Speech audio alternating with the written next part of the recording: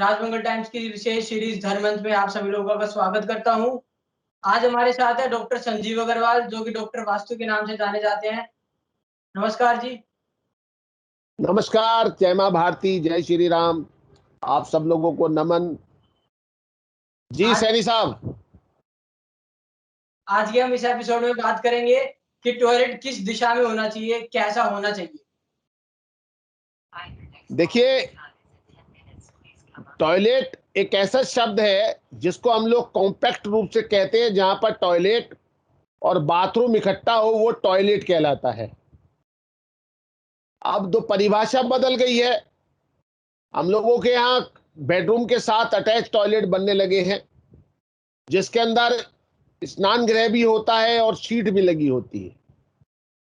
अगर देखा जाए तो ये मर्यादा के हिसाब से गलत है, क्योंकि टॉयलेट के अंदर जहां पर शीट लगी है वहां राहु का स्थान है, और जहां पर बाथरूम है यानी कि नहाने की स्नान गृह है वहां पर चंद्रमा का स्थान है।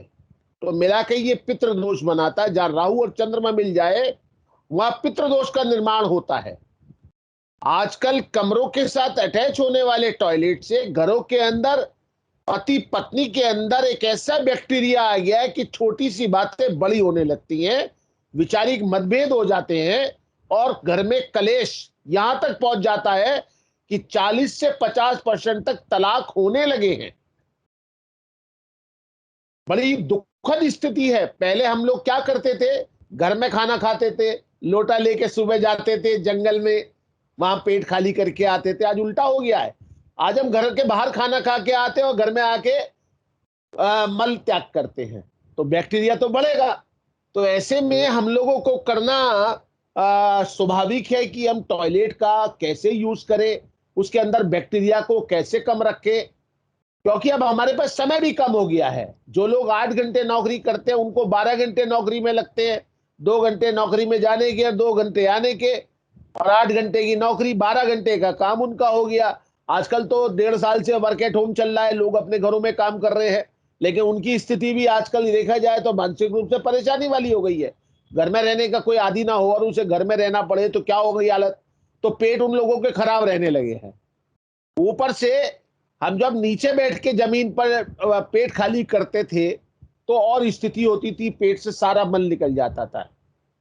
अब यूरोपियन शीट आ गई है। यूरोपियन शीट आने से पेट दबता नहीं है, तो मल पूरा त्याग होता नहीं है, पेट के अंदर कब्ज बना रहता है। ऊपर से हम लोग खाना खाने के बाद शायद ज्यादा पानी पीते हैं तो पेट से बदबू भी बहुत आती है। तो टॉयलेट के लिए मैं ये बताना चाहता हूं कि टॉयलेट बनाने का जो सबसे बढ़िया स्थान होता है घर में, वो नॉर्थ वेस्ट होता है।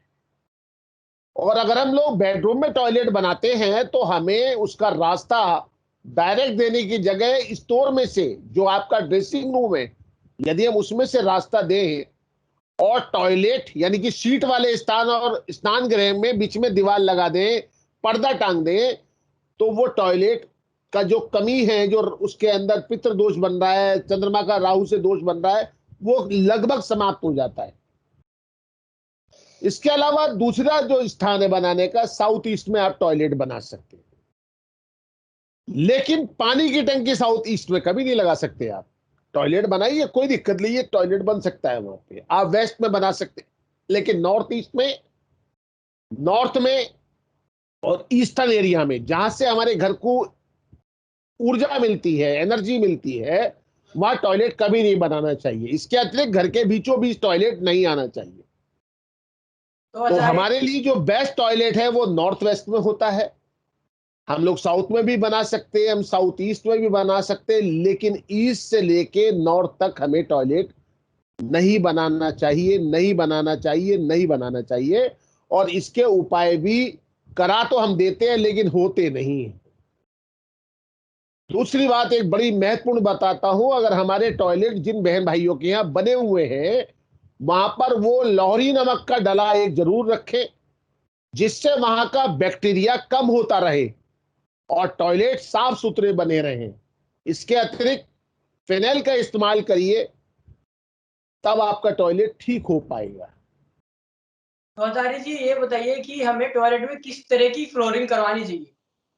देखो दोस्त, आजकल सैनी साहब, आजकल क्या चल रहा है, लोग बाग टाइल लगवा रहे हैं। वो 30, 35, 40 साल तक तो वो उनकी उम्र में वो फिसलते नहीं है, लेकिन जब फिसलते हैं तो कूल्हे टूट जाते हैं, क्योंकि टाइलों में, सिरेमिक टाइलों में फिसलन बहुत होती है। जब हम सुबह को स्नान करते हैं तो हमारी बॉडी का जो ऑयल होता है वो उन टाइलों पे लग जाता है। चाहे हम शरीर में तेल लगाएं या ना लगाएं, लेकिन शरीर तो तेल छोड़ता है।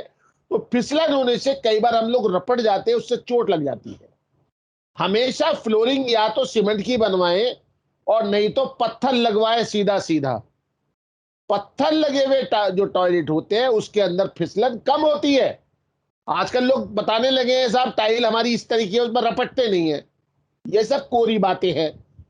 2 साल के बाद सब टाइलें रपटने लगते हैं। कितने बढ़िया टाइल आप ले लीजिए। एक चीज और भी इसके बीच में बताना चाहता हूं, टॉयलेट के अंदर जूते चप्पल पहन के नहीं जाना चाहिए। आजकल हम लोग टॉयलेट की चप्पल रसोई में, रसोई की चप्पल टॉयलेट में, ऐसा चक्कर चला रखा है। हमें उससे बचना चाहिए, बचना ही होगा। तभी हम टॉयलेट को ठीक रख पाएंगे। अपने शरीर, सब चीजें शरीर के यूज के लिए, अगर शरीर को कोई चीज नुकसान दे रही है उससे बचना ही अच्छा है। और जिनके नॉर्थ ईस्ट में टॉयलेट होते हैं उसके घर के अंदर हमेशा नेगेटिविटी बनी रहती है, चिड़चिड़ापन बना रहता है, और उस घर के अंदर कोई ना कोई मरीज हिस्टीरिया का जरूर मिलता है।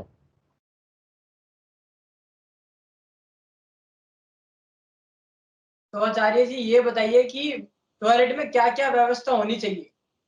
टॉयलेट के अंदर एक तो लाइट की, प्रकाश की व्यवस्था सही होनी चाहिए। दूसरी बात, जो वहां पर गैस बनती है, जो पेट से गैस निकलती है, उसको बाहर निकलने का रास्ता होना चाहिए। चाहे आप उसके अंदर एग्जॉस्ट लगवाइए, चाहे उसके अंदर एक पाइप छत पे से निकाल दीजिए, उसके अंदर एक पंखा लगवा दीजिए। उसमें नंबर 1।